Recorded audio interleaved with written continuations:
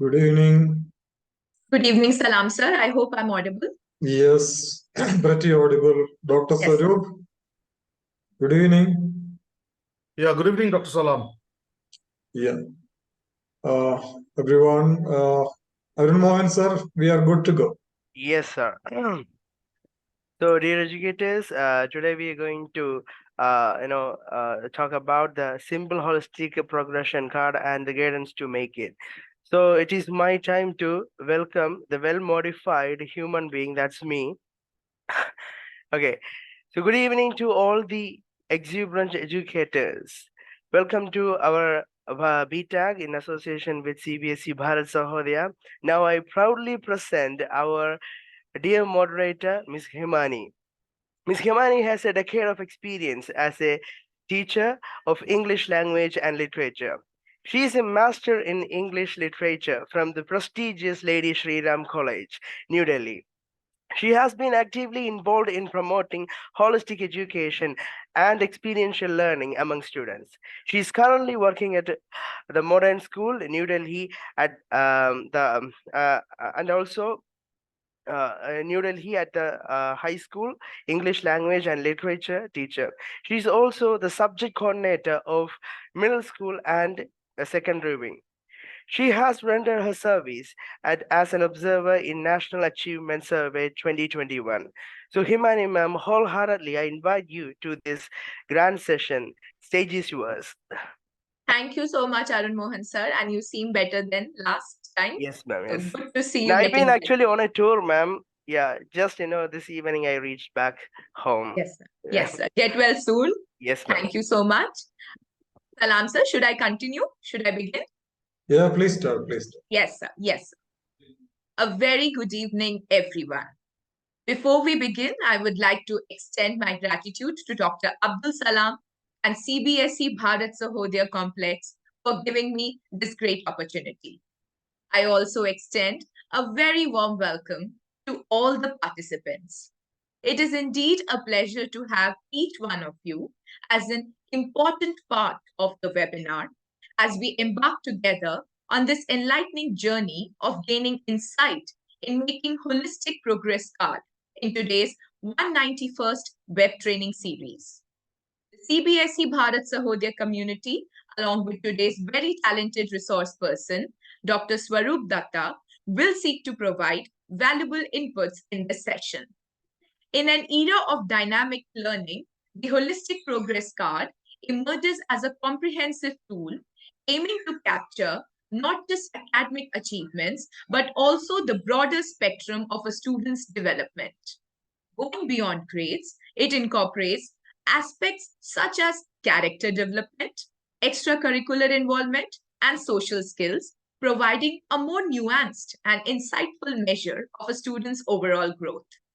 Designed to transcend conventional assessment methods, the Holistic Progress Card is a pioneering initiative tailored for the intricacies of the Indian education system.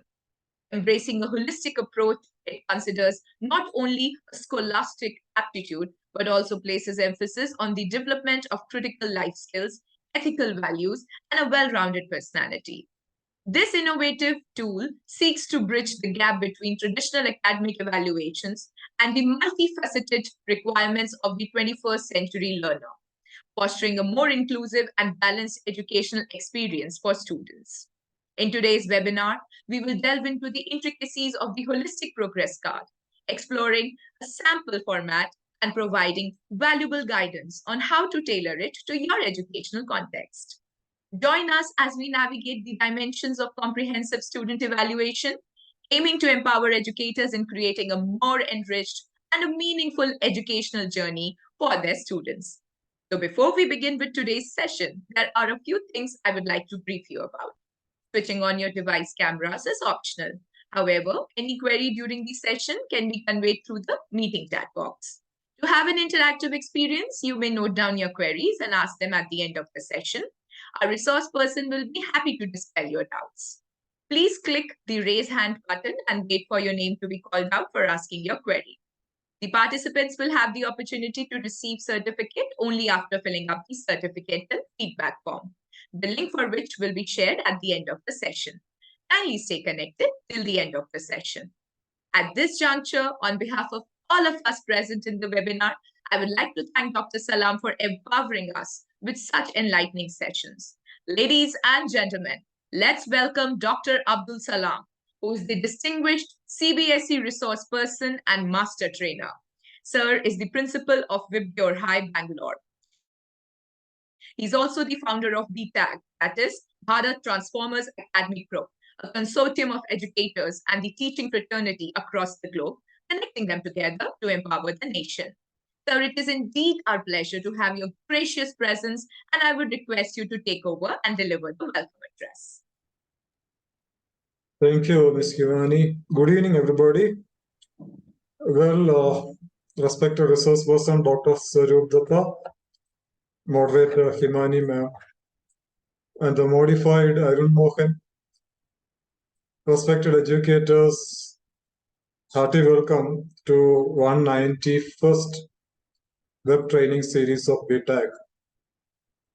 I believe today we have more leaders, more heads, principals, vice principals today, keenly looking forward to making holistic progress card from Dr. Swaroop Datta.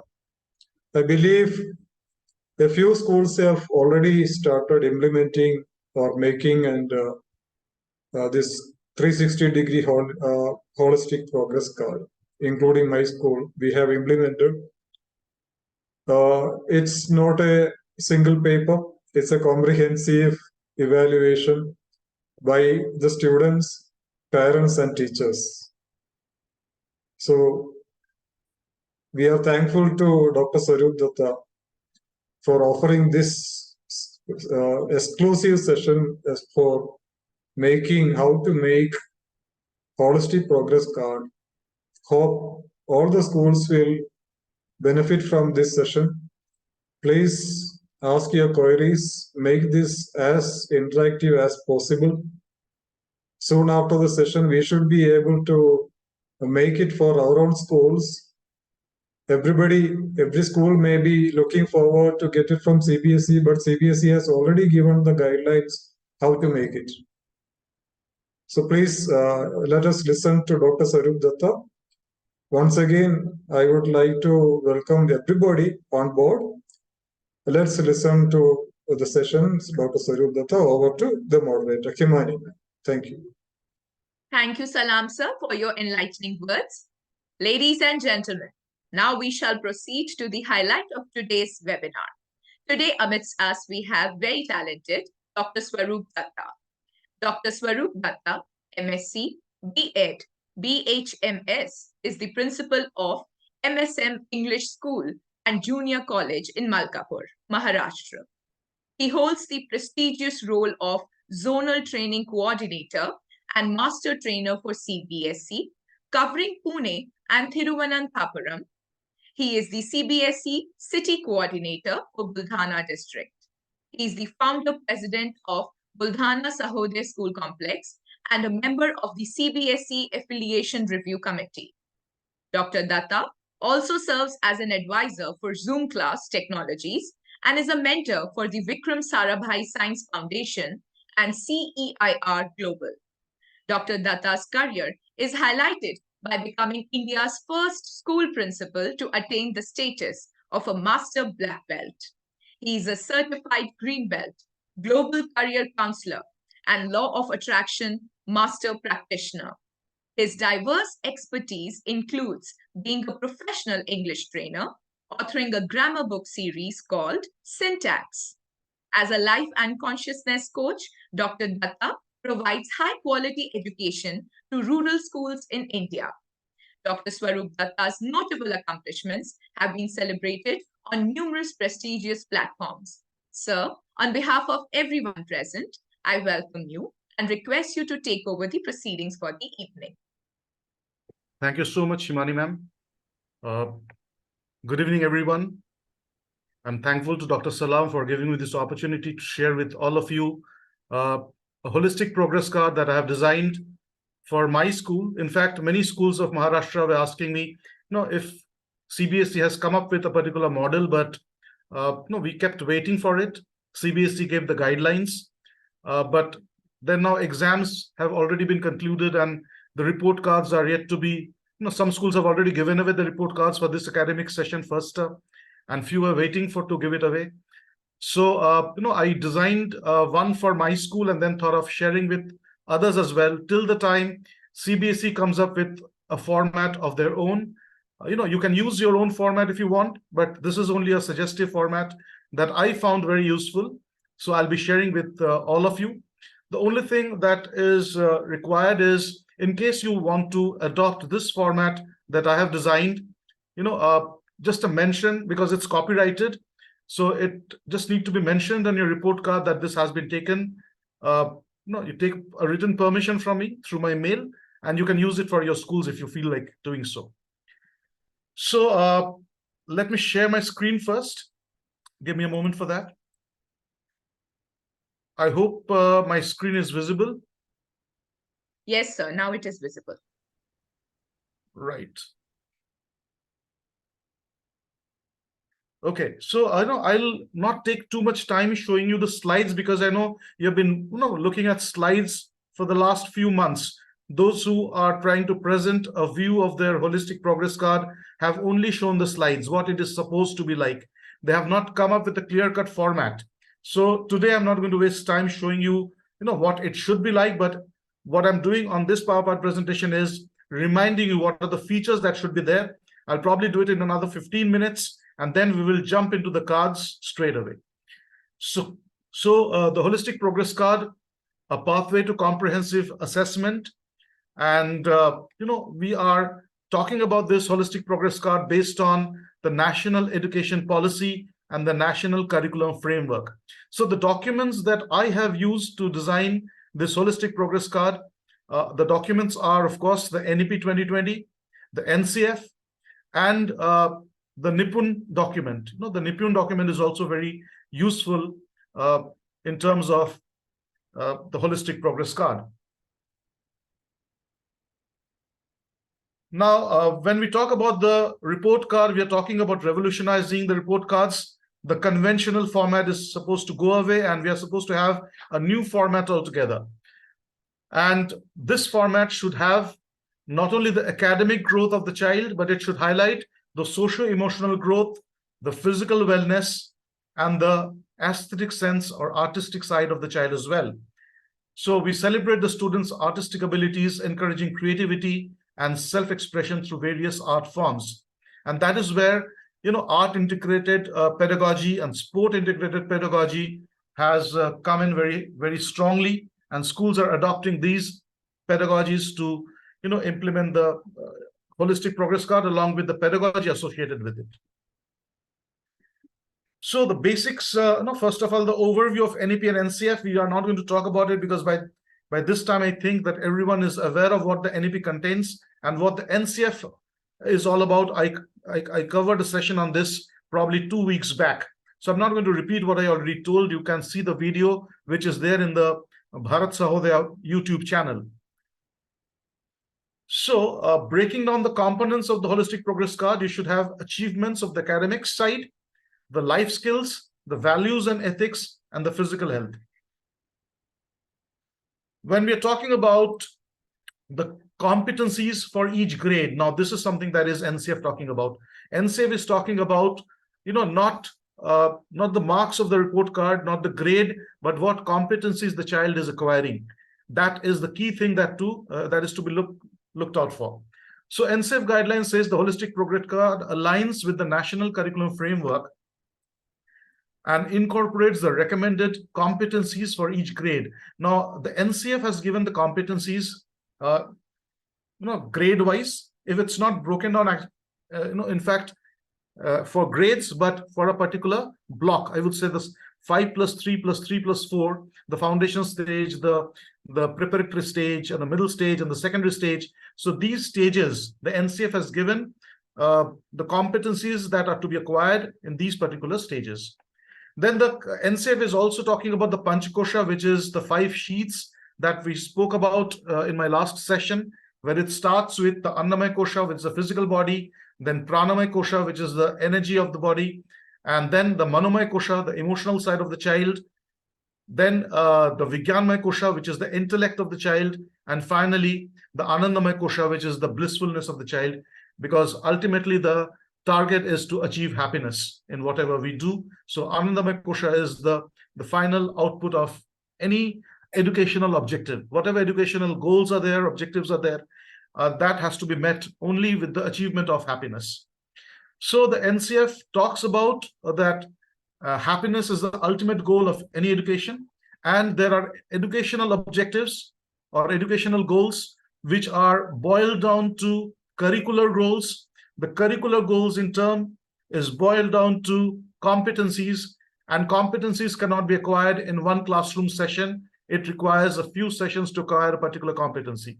So the competencies are further broken down into learning outcomes. Now, when we talk about these things, educational objective is a pretty vast thing which cannot be put on the report card. It will be meaningless to put educational objectives in the report card. It is for the curriculum designers, for the teachers, the school heads to understand, even the parents to understand what is the educational objective. Then the curricular goals, again, there are different goals of the curriculum, which again cannot be utilized in terms of framing a report card. Then comes the option of either choosing the competencies or the learning outcomes. Now, as you know, the competencies are limited in number, and the competencies are further divided into learning outcomes. So the choice now is in the hands of the school, whether you want to put the learning outcomes on the report card or you want to put the competencies. Now, as far as my school is concerned, I have chosen the competencies because associated with the particular competency is many learning outcomes which the teacher can maintain at his or her level. It may not be brought down into a report card, especially when I'm talking about the physical report card, because physical report card is something that we are talking about today. CBSE has suggested in their documents that this report card can be best done with artificial intelligence in place. AI designed report card is something that is strongly recommended, but 25,000 plus CBSE schools in the country, getting an AI report card is not a one day matter. It's going to take a lot of time to have an AI designed report card, because schools are not even having a digital infrastructure right now. Many schools are like that. So the option is now very simple, that we need to have something that is physical, on paper, on card, and not on AI. Though if schools can afford it and they can do it, it's wonderful. If they can do something designed on artificial intelligence, that's supposed to be a digital format, nothing like that, because you can get a whole lot of information on AI. But then the choice is pretty restricted for schools which are located in rural parts of the country, budget schools. They do not have the budget to have an AI generated report card. For them, a pen and paper report card is something that they are supposed to use for the time being. Now, this was what I was talking about, integrating competencies. So in my report card, I will be integrating competencies, and these competencies are not something that I have designed on my own. These are taken directly from the NCF. So any competency that you see on the report card is taken from NCF. But again, NCF has given a list of competencies.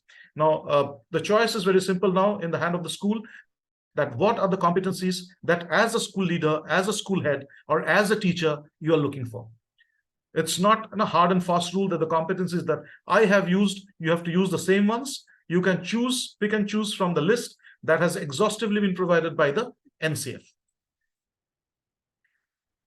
Now, we have all heard about this. The self-assessment, the parent assessment, and the peer assessment is a part of the holistic report card. And every school have designed their own way how to go for self-assessment and parent assessment and peer assessment. I will be showing my take on that, what I have done.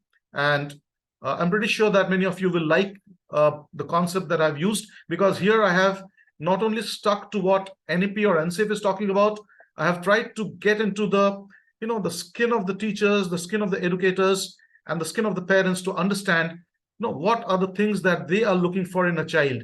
And if these assessments can drive those, values, competencies, skills, behavioral objectives of a child, then it will be more meaningful. So when we are going for self-assessment or parent assessment or peer assessment, we need to keep in focus that what exactly we are looking for in the child.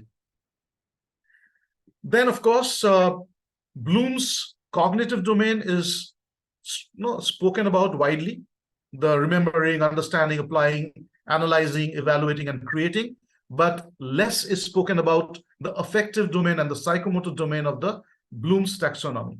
So what I've done over here is we cannot have a holistic progress card without the psychomotor domain and affective domain brought into the picture.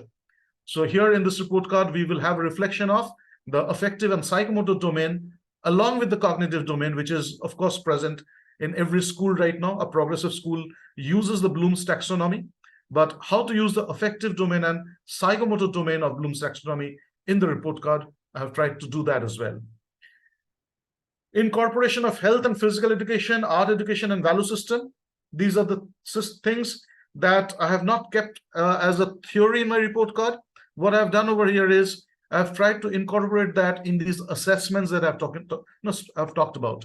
Even the self-assessment, when it is going on, the child will be made to think about the value system, the art and aesthetic sense of the child will be spoken about, contemplated.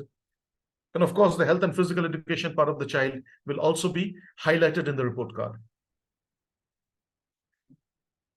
Then, I always feel like a report is very, very, incomplete without giving a way forward. What needs to be done next? For example, if you go to a doctor, you have a blood test report, and you find that your vitamin level is low, or your red blood cell count is low, or hemoglobin is low. That's not the end of it, right? You just cannot give a report that your HB is 9 gram% and you get over with it. So if it's 9 gram%, what needs to be done? Or if it's healthy, what type of lifestyle you should maintain? So there should be a way forward. So in this report card, when we're talking about the children, we need to give them a very clear idea that with all the 360-degree view of you as a human being, as a person, what type of career goals are suitable for you. Because we are not talking about the marks right now. We are talking about you, the child, as a whole. A 360-degree view of you we have right now in front of us. And based on that view, can you suggest, or can the school suggest something for the child which will be more meaningful for the child, And of course, the achievements of the child is to be highlighted, because that's what makes the child confident and understand that, yes, I have it in me. Because making a child confident is something that is very, very important for a school. So an inside look at the report cards. I'll take an inside look very soon when I present my report card. I would advise a graphic layout to be used, which will be pictorial, but not too clumsy. When you make the report card very clumsy, it becomes very, congested, and data, no one, loves to watch data which is meaningless. So you need to present data in a meaningful way, something that can be interpreted easily by the child, easily by the parents, even if the parent is a farmer, or even if the parent is an auto rickshaw puller. They need to understand the report card. And unless that happens, the 360-degree report card will not be a success. Because without the involvement of the parents, without the involvement of the friends and the peer group, without the involvement of all the teachers of the school, and anyone who looks at the report card, without that view that everyone understands that what this report card is all about, the report card will remain incomplete, and it will remain a very theoretical thing, which is not practically implementable. The power of constructive feedback. It's discussed widely in different educational forums. I did not highlight it separately, but again, positive reinforcement goes miles. Identifying challenges and goal setting is also a part of the holistic report card. Communication is the key. Before the Diwali vacation, our school closed for the Diwali vacation. I had sessions in my school with the parents. I called two classes, 1 and 2, 3 and 4, 5 and 6, 7 and 8, and like that. All these parents came, and I presented the same report card in front of them, explained what it is all about, explained what they are supposed to look into a report card, how they're supposed to look into it, how the mark system is supposed to go away. And by the end of the meeting, I felt pretty satisfied that yes, now we can roll out the holistic report card, because now the parents will not look for marks. The moment this report card is opened, the parents have a tendency of looking at the marks, because that is what they have been doing for years. Their parents have done the same. They have been doing it for the same way. So the tendency is very clear. Open the report card and check the marks. Even if something else is written, hardly they look at it. Now, there has to be a shift of this way of looking at the report card. And for that, sensitization of the parent is very important. So without conducting a meeting with the parents, without communicating with the parents, if you roll out the report card, it's bound to bounce back, right? So teacher-student dialogue, teacher-parent collaboration, and implementing feedback. Learn how students utilize the feedback to improve their performance. You have to understand, once you've written something on the report card, how the child takes it, how the child accepts it. We at times write in the report card, can do better, this and that, and the child, it's meaningless for the child. The child hardly remembers what was written. So we have to do something. We have to write, even if a single line is written on the report card, it should have a meaning for the child. He should be able to take it forward. So that is what is an integral part of the report card.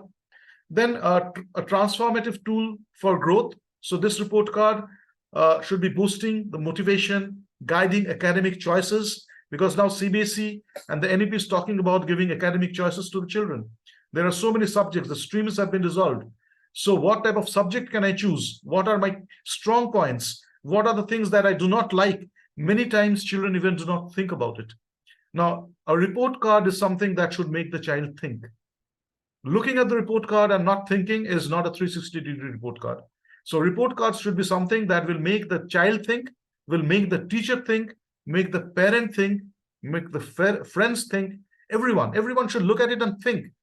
Think what? Think what is the next step, right? So then the report card will have some meaning. So the bigger picture is understanding report cards in the context of holistic education system, where students' growth and well-rounded development take the center stage. So without everyone accepting and acknowledging that holistic education is the need of the hour, we cannot be driven by academic score or marks only, then only this report card is supposed to be unveiled. Otherwise, this report card is better under the covers, because if you're looking at the marks and trying to roll out a 360-degree progress card, it will just increase the workload of the teachers, increase the cost of printing the report card, and will have no objective achieved. So very simply, unless and until everyone, starting from the child, the teacher, the parent, understands and accepts that we are talking about a holistic education system, where not only the cognitive growth of the child is being spoken about, the 5 koshas that NCF is talking about, we need to pay attention on all of these koshas and domains, then only this report card will be of some sense. So the benefits, why school should be adopting the holistic progress card: it's a student-centric assessment, improved parent-teacher communication, and encourages holistic development. These are the few key points. There are multiple benefits of it, but these are the 3 major points to make the report card student-centric. So far, it has been something that the students do not feel like showing it to anyone, because they feel like hiding the report cards. I'm pretty sure if any one of you have your report cards of your school days, you don't show it to your children unless and until you have done something exceptionally nice on those report cards. So it's under the cover, right? So this is what the report card is supposed to do. It should be student-centric, something that the student should be proud of holding and showing it to others, looking at it frequently, thinking and planning the way forward. Of course, the challenges are there. The implementation of the holistic progress card can pose several challenges, such as the lack of adequate infrastructure and training. Now, this is something very important. The principal needs to first train the teachers how to fill in the report card. If the report card is not filled in properly, it's a total boomerang, right? Then resistance to change and difficulty in measuring non-academic domains. So people will resist change. Marks kaha gaya? Where is the marks? Your report card is there, but where is the score of my child? So they are bound to ask for the scores, because they have been, hardwired like that. And of course, how to measure the non-academic domains. The school must be prepared to address these challenges and provide support to faculty and staff. So there has to be a helpline. There has to be a lifeline for the teachers who are filling up this holistic progress card for the first time, and hand-holding has to be done. And for that, the school leaders, the coordinators, they are supposed to be, playing their roles meticulously.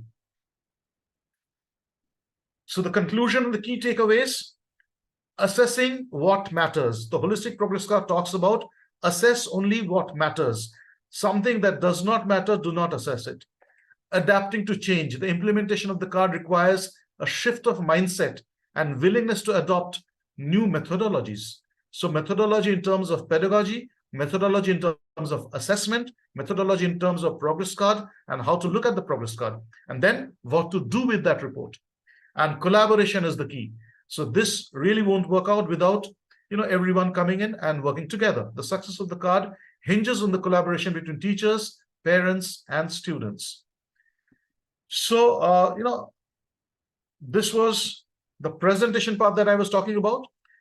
And now I will show you what exactly I've thought about the 80 marks assessment and how I'm going to try to modify it a little bit to suit the need, right? Again, it's a suggestion. It's something that, just give me a moment. Let me open that PPT and then I'll be sharing it with you. Yeah. Just 2 minutes.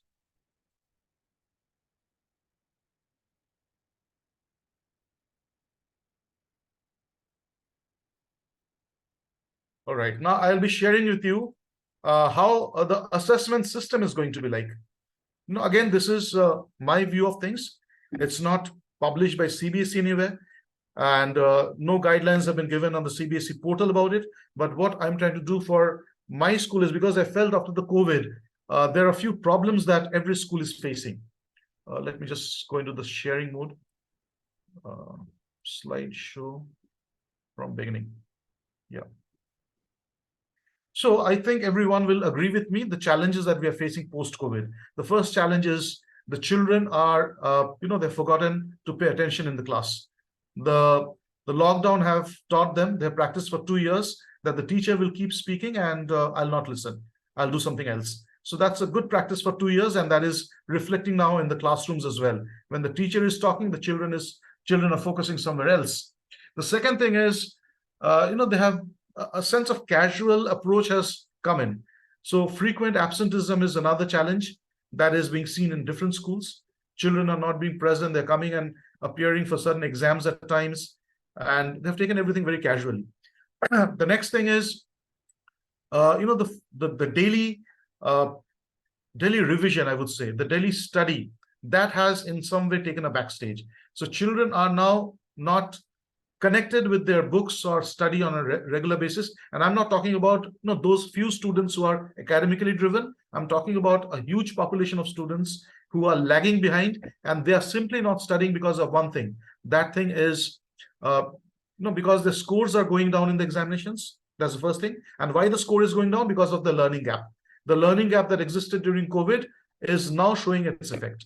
So now the question is, do we really stick to 20 marks internal assessment and 80 marks paper, just like the board exam, or we do something differently? Now, for my school, I've thought of doing something differently, and this is what I have decided. So the path to success, achieving high marks, is not, again, we are not marks driven, but again, this can make the scores of the child better. How? So what we are planning right now is, we are planning to conduct an 80 marks test in 2 terms, term 1 and term 2. And this is not for class 10th, because class 10th and 9th will have the pre-midterm, the midterm, and the post-midterm as suggested by CBSE. I'm talking about grade 1 to 8. Now, again, there is a very key point over here. The NCF suggests that there should be no exam in the preparatory stage and the foundation stage. So if you can see, this exam starts from grade 3. So 3, 5, 8, and 10. Even the SAFL exams are going to be conducted for these grades. But then immediately shift to that mode is difficult, because parents of students who are studying in grade 1 and 2, they will also ask for the report card. They will also ask for assessment. If we are not doing it, somewhere the school will miss out, because others are not going to stop it immediately. So other schools' assessment is going on. You cannot stop the assessment. So what we can do right now is this 80 marks test assessment in 2 terms, the weightage will be only 40 marks. So straight away divide it by 2 and bring it down to 40. The second thing is have some interactive quiz in the class. So we have decided we will have, in a particular term, at least 3 quizzes. And these quizzes will be 15 marks quizzes. And these quizzes will be something that the teacher will read out and the child will write down in the answer script, or the teacher will put on the digital board or the blackboard or whiteboard, and the children are supposed to write down the answers. So 3 quizzes of at least 15 marks, and the average will be counted. And here, if the child misses one quiz, it will still be divided by 3, and the child needs to be present in all the 3 quizzes to get the average high. So here we are driving the attendance of the child as well, and the quizzes can be announced or not announced at times. It can be a surprise quiz, it can be an announced quiz. That depends on the school and the teacher again. And the weightage will be 15 marks. Now, the third thing is continuous assessment for the child on a regular basis. The child is coming to the school. We are talking about in competency-based education and assessment, give choice to the child. When we are talking about the product, the report card, we have to also give choice in terms of the process and the content. So giving a choice to the child is a very, very key factor of competency-based education and competency-based assessment. So here we will give choices. So 15 marks will be a choice, how the child wants to demonstrate his or her skill or the learning. So it can be a seminar, it can be a presentation, it can be a group discussion, it can be simple questions that the child answers in the class. The teacher is supposed to carry a tabulation sheet or a mark sheet in the class, where each time a child answers, the teacher puts a score over there. So the meaningful interaction in the class happens. Everyone pays attention, right? And it can even have an internship opportunity, because we are talking about now making the children more skillful. We are talking about an India where we have to make the children job ready. So when we are talking about certain topics, internship opportunities by the school is supposed to be explored. Local companies, local shops, local hospitals, whatever, any business organization, the child can go and do an internship over there and learn hands-on about a particular concept, about a particular job, and that will also carry marks. So this contains 15 marks. So 80 boiled down to 40, 15 marks quiz, 15 marks of continuous assessment, including seminars and internship. And 10 marks, the remaining 10 marks is at least 2 pen paper tests of 20 to 30 marks, which will be boiled down to 10 marks.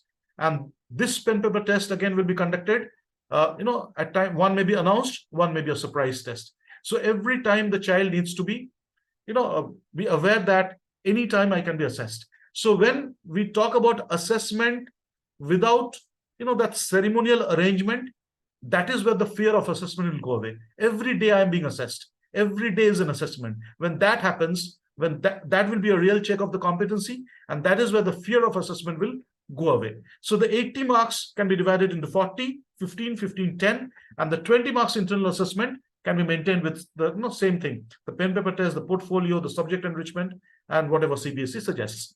So this is how I thought of designing the assessment, because again, when you're talking about a report card and the assessment is not done properly, so if the process is not right, what will you do with the product? The holistic report card is there, but the examination is not, or assessment is not holistic. Then it's no meaning, right? So your education, the content delivery should be holistic, the process should be holistic, and then the report card should be holistic. Then it will be a chain that will be completed. So it will talk about academic success, achieving excellence, and celebrating accomplishments. So staying committed to the goal is very important, and embrace the path to success. Dedicate, I'm talking this with the students, dedicate yourself to continuous improvement and watch your academic achievements soar. Your hard work will pave the way for a brighter future. Now here I have put something like this because Sachin Tendulkar writing an exam, it's an artificial intelligent generated image, you can understand that. But what I'm trying to drive with images like this is, you can be very good in sports, but try your hand in the assessment. You can be very good in examination or studies or academics, try your hand in sport. So explore yourself, that is the key. So now the time has come now to share with you how the progress card will look like. Now, when I'm talking about the progress card, how it will look like, again, let me just close this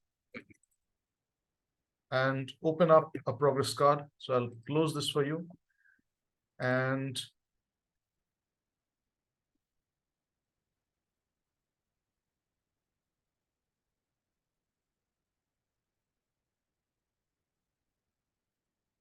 I'll I'll rather share the screen. That will be better, I think. Yes.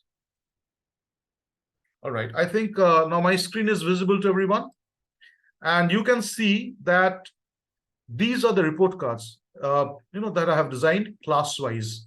So for every class, the report card is going to be different. Now here you can talk about, now what I've thought about these things, I'll tell you, the printing cost. The moment we were printing the report cards and we were doing in bulk, 1,000 report cards printed together, the cost is definitely low. But can we do something with a holistic progress card where we print a report card for the entire school? No, it's not possible. Because where we are talking about this holistic progress card, we cannot print one single report card for the entire school, or even for 2-3 classes together. Yes, for a particular level we can do it: foundation stage, preparatory stage, middle stage, and secondary stage. But what I decided after a lot of experimentation, trying out permutation and combination, is having a separate report card for each of the classes. Yes, the printing cost is going to go high up a little bit, but then we have to understand that very clearly why it is going high up, because the usefulness of the report card will be much beyond the cost. And what we can do is compromise a little bit with the paper quality maybe. So that way you can do the cost cutting. And in this report card, what I've also done is few pages I have kept common. So it's not the entire report card that needs to be printed separately for each grade. It's only few pages that you can keep common, and few pages are different. So let me check, so 1 to grade 9. I'll not be able to show you all the report cards, but let me start with, maybe we'll take one class 1 report card, class 5 report card, and class 9 report card, and show you in a flash, right? So let's start with class 1.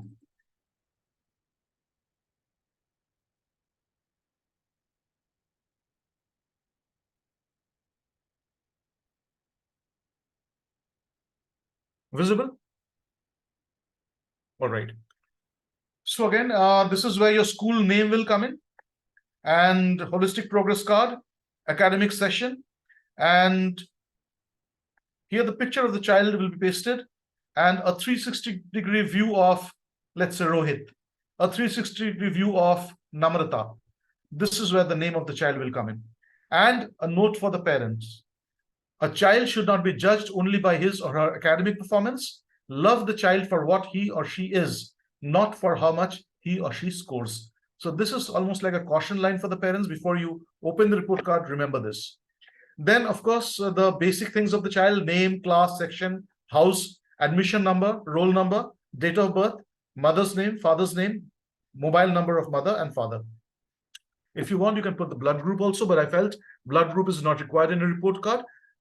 But it's your choice. The next is, as you can say, this is the foundational stage, grade 1 and 2. In foundation stage, the nursery, KG1 and KG2, we have a separate report card for that. And that's a different format altogether. We have been using it since 2011. So I have not made much change in that, because in that report card, it was already very holistic. It talked about, the fine motor skill, the gross motor skills, the basic skill the child is supposed to learn in the pre-primary stage. Now, all about me. This is where the child is contemplating. My favorite subject. The child thinks now, what is my favorite subject? Unless you ask questions, the child will not think. So we have to make the child think. So this page and many other pages that I'm going to show, you will understand that we are making the child, parent, and the friends think. So what is my favorite subject? And when the child is filling it up, the teacher can ask also, why is it favorite? So I told you, communication is the key for the holistic progress card. It's not like a report that you publish and it's pasted on the wall and everyone will read and understand. It's not like that. You have to discuss. You have to sit with the report card and talk with the child. So why is that? You're talking about maths being your favorite subject. Why? Now, when we ask that why, the child logically tries to explain why. So understand the intellectual, the logical development of the child that happens with a simple question. Now, my best friend, the child, the social aspect of the child is, again, the child is made to think that, yes, do I really have a best friend? Or is there someone whom I like more than others? My favorite game, and now again, before I go into, I'm pretty sure that many of you will be thinking that how a grade 1 child is going to fill it up. Now here, when I'm talking about filling it up, NCF is again talking about 3-4 stages where the teacher shows and the child does it with the guidance of the teacher. Then the child does it, the teacher observes. And third, the child does it on its own. So here, it will be under the guidance of the teacher that this report card will be filled up by the child, right?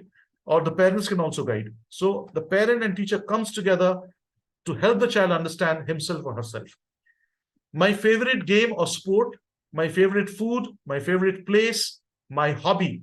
Now, at the very early stage, we are trying to tell the child there should be something like a hobby so that the child understands how to meaningfully spend the time that is called a free time. So when the free time is there, they should be aware that it's not for watching reels. It's not for just going to the social media and watching some WhatsApp or Facebook. I'm not talking about grade 1 only, but others also. We have to introduce the concept of hobby to the children, which I feel is soon dying down. When we talk about hobbies, people talk about traveling, making friends, but some hobby that is going to require some patience, these hobbies are missed out. My favorite activity, singing, dancing. So here will be the key for the teacher, that what the child loves. So when the child is in an off mood, the teacher will know that what needs to be done to bring up the child and make him or her lively. The child loves to dance. Yes, let's have some dance. Let's have some fun. So that can happen in the classrooms. Languages, I know.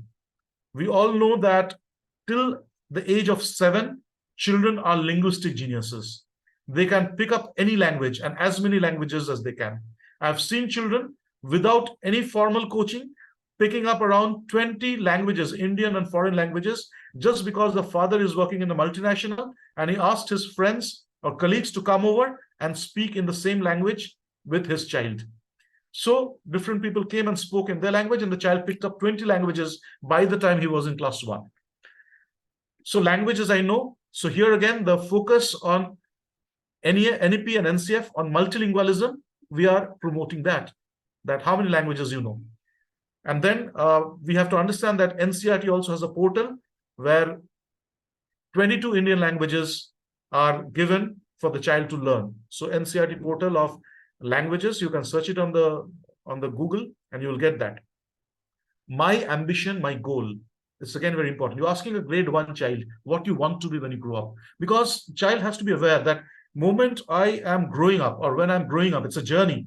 I should have a goal. Swami Vivekananda was once asked when he was, probably not even in school, that what you want to be when you grow up. And that was asked by his friends that they were discussing what we want to be. And Swami Vivekananda said that I want to be a chariot driver, Baggiwala. And his friends made fun of him. That you want to be a chariot driver, your father is a lawyer, and what you're talking about. He went back to his mother and told about the whole thing, that my friends are making fun of me because I told that I want to be a Baggiwala, I want to be a chariot puller.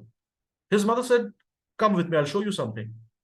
Goes to the wall of the room, points out at the calendar where the picture of Sri Krishna delivering the Gita to Arjuna is pasted, and said that, if you want to be a chariot puller like him. Now, we all know that Swami Vivekananda did not become a chariot puller when he grew up. But then early ambition can be of a truck driver, it can be of a cleaner, it can be of anything. Rickshaw puller, auto rickshaw puller, doctor, engineer. It will change when he grows up. But when the child is having an aim in the initial age years, it will matter the most. They should be knowing that I should have an aim or a target. It will change. Let it change. But what I want to be now. Then my strengths. Here, a discussion between a teacher, the child, and the parent will help the child understand what are the strengths of the child and the areas of improvement and how I describe myself. The child is not just a name. I'm just not a name, just not a body. So how I describe myself. So here, the seed for deeper thought about the existence of me as a holistic human being will be sown. So when the seed is planted, that seed has to be that what I am. I'm just not a name. I'm just not a body. I'm something beyond that. So that goes in early in the mind of the child, and rest of the years, it will be developed. Next comes the cognitive domain. Now, in this cognitive domain, you see I have made pages as per subjects. And these are the competencies that I have picked up from NCF and the Nipun document. And I have tried to restrict it, to around 10 competencies, because we are, in the very beginning stage of the holistic progress card. Having 20 competencies will make the job very difficult for the teacher. Make it around 9 to 10. Even if you want to have lesser number of competencies, no problem. But have this, because this is what the NCF is talking about. And then we are talking about the 4 levels that NCF talked about: the beginner, the progressive, the proficient, and the advanced. Now, what we have done here is, instead of having 4 different columns, we have included proficient and advanced together, because very few children will be advanced level. 10% will be proficient, and around 10 to 15% may be beginner. The average is, of course, the progressive. So if the child is really advanced, we can, instead of putting a tick mark over here, we can write advanced. So that will suggest if the child is proficient or advanced, or we can write PROF or ADV. So this is for term 1 and this is for term 2. And competencies like listens to and appreciates simple songs, rhymes, and poems, understands oral instructions for a complex task and gives clear oral instruction for the same to others. Now, this is not something that we have developed, already done by NCF. Pick and paste, choose and paste it in the thing. I'll not go through each one of these. If you want the copy of it, I'll definitely share with you. As I said, send me a mail. I'll leave my mail ID or my WhatsApp number. I'll definitely share all these competencies of different classes with you. The only key is, just as it's copyrighted, mention our name. That's it. We don't need to have, we are not demanding any money or something like that from you. It will be free of cost. Only acknowledging that where you have taken from is good enough. Now, after these competencies are being filled up, term 1 and term 2 separately in 2 different columns. It can be a tick, and proficient, advanced, P or A, and then it will be pretty easily filled up. The teacher has to remember every child, understand the competency, and fill it up. Then, teacher's assessment. Now, in this report card, every subject teacher will get a chance to write his or her view of the child, because every time otherwise the class teacher writes on the report card. The subject teacher does not get the chance to write something. So a child may be different in the eyes of the class teacher and something entirely different in the eyes of the subject teacher. So the subject teacher will put the note over here, and it will start with appreciation. Appreciation is the key, because a progress card is supposed to show progress. If a progress card is not showing the progress the child has made over years, then we have no right to conduct assessment or run a school. We are supposed to show the progress to the child. And if we are not able to bring in a little bit of progress in the child, something that we can appreciate, it's not the problem with the child, it's the problem with us. So here the child needs to, the teacher needs to find out something that, can be appreciated. In fact, I was watching this video of Mahatre.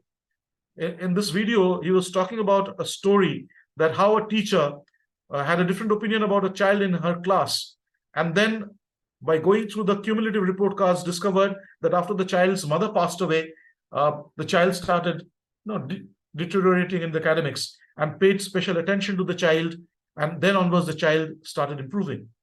So appreciation is something, acknowledgement is something that every child wants. So here the teacher will write his or her lines on appreciation.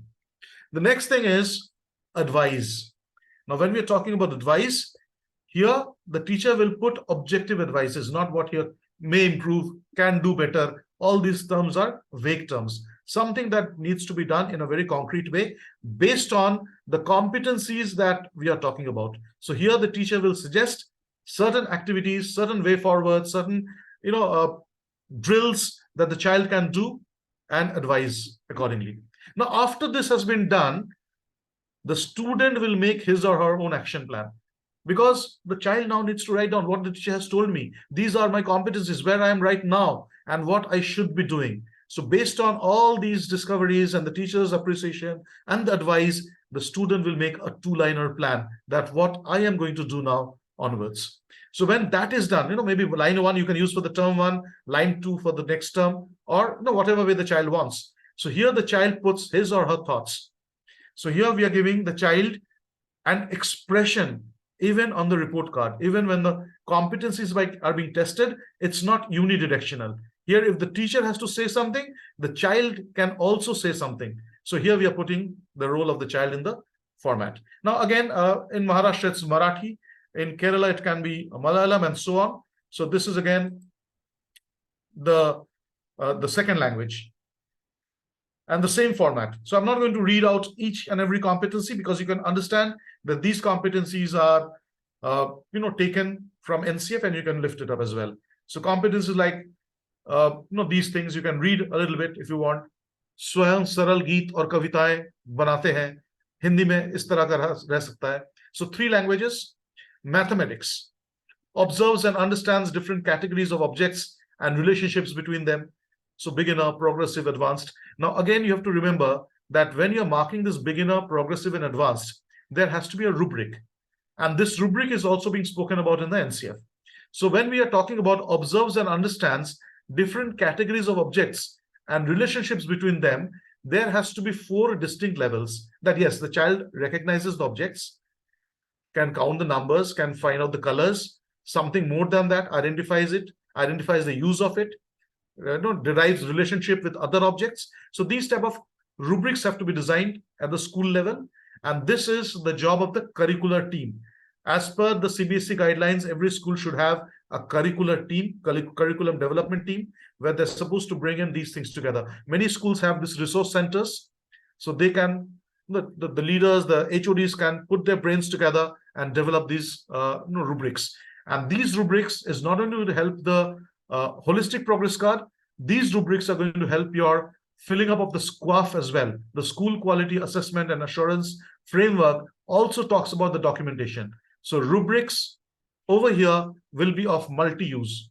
It can be used in the SQAF, it can be used in the report card, but most importantly, it will aid the development of the child. So again, teachers' appreciation advice, students' plan. Environmental studies, again, same way we are going in. Then computer science. Physical education also has rubrics or competencies. Moves purposefully your body to a beat, rhythm, or music. Demonstrates and describes some critical features of movement form like techniques of catching, throwing, kicking, hitting the ball, or transferring the body weight from lifting the object safely. So all these things can be put in as competencies the child is developing and what level the child is. And again, teachers, the physical education teacher will comment over here and the child is going to write his or her view of this. Now, I have added a page to satisfy the parents, but this should be soon withdrawn. In a transition stage, when a new thing is being introduced, do not immediately remove something that has been going for quite a long period of time. So marks is something that the parents have been looking at. If we remove the marks straight away, the assessment system itself will drop down. Somewhere exam to hota nahi hai, or exams ka marks to count nahi hota hai. So that type of thought will come into the mind and they will stop studying. So here, unless and until everyone gets into the frame of holistic education and competency-based assessment, we are going to maintain this page where we are going to keep the scores. So the score page comes much later on, and this is where the score page is like. And just like a normal report card, we have added one page only to not only completely withdraw the mark system, but undermine the value of the marks by putting it only on one page, right? And this is where the score can be seen after the parent looks at the other points of the report card. Now comes the Bloom's psychomotor domain. And in the psychomotor domain, I've used the pyramid of Bloom's, where again in term 1 and term 2, it is divided. And it starts with imitation, where the child learns by watching and imitating actions.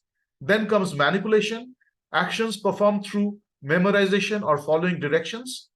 Third comes precision, where execute skills independent of help.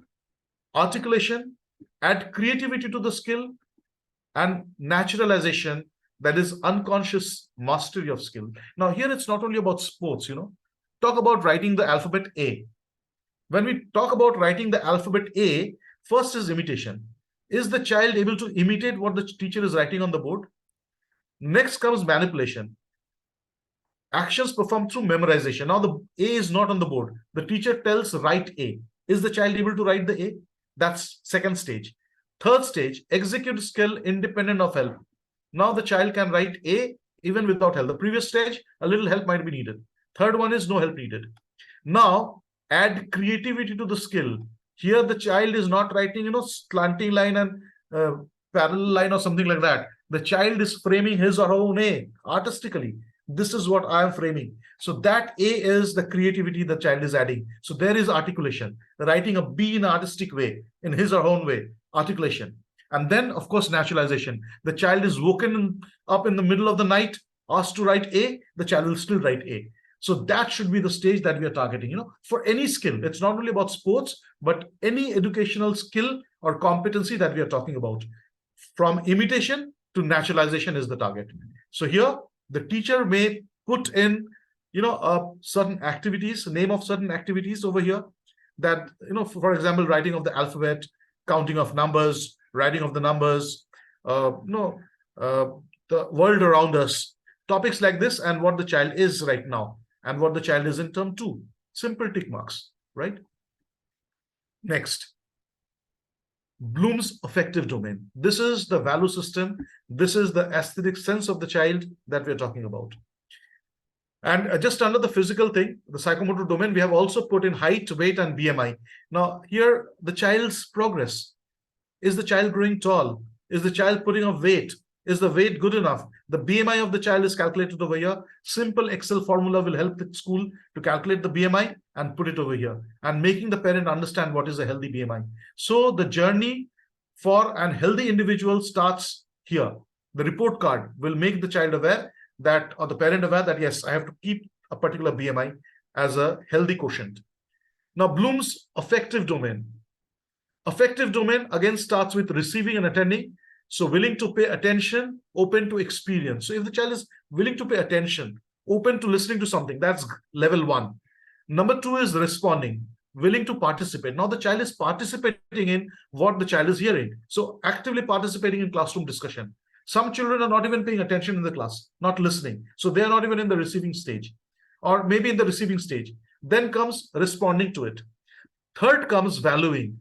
Develop the topic and take it to the next level. Attaches values to the topic, attaches value to the topic. Yes, percentage. So when we talk about percentage, what value can we attach? We can attach that, the value of, let's say, what percentage of profit is being made by a businessman by following ethical practices. So when we know that we're talking about percentage, it's not about achieving the percentage hike by unethical practices. So here, the value system is attached with something that the child is studying. Next is organizing. Can organize and prioritize values. Now, when there is a conflict of values, a child, a friend of the child is cheating in the class or in examination, and the child sees it. Now, what to do? Report to the teacher because honesty and ethical practice is a value, or be a faithful friend and not tell the friend's name. So here is a conflict of value system now. Now, what the child does in such situation, can he prioritize his or her value system? That's organizing. And finally, characterizing, able to integrate beliefs, thoughts, and attitudes, internalize values, and behave in accordance. Let the value system control the behavior. Here, the entire behavior of the child will be controlled by the value system, starting from the receiving to the characterizing phase. And that is why the institutional stamp is marked on the child, that this child is from this school, so he has this value system. Because that is what the school is supposed to do, develop a sound value system in the child that will be reflected in the behavior of the child in wherever the child goes. So this type of evaluation can be done over here again with the help of simple tick mark. Now put over here tick marks. There can be rubrics behind this which the teacher can maintain, but may not be reflected on the report card to make it pretty concise. So everything that I'm talking about as a tick mark can be a colossal work that can be maintained at the background. But how much you're supposed to maintain, that can be chosen judiciously by the school head and the teachers. No one can impose you have to maintain these documents. It has to be a 50-page document. You maintain your way. But only thing is, there has to be a system. There has to be a rubric. So whatever way you design, that's up to you, your creativity. Then visual and perform. Again, when we're talking about the Bloom's affective domain, we can even write over here, what are the things that we have considered when we have marked these things or graded these things? Have we considered the value system of the child?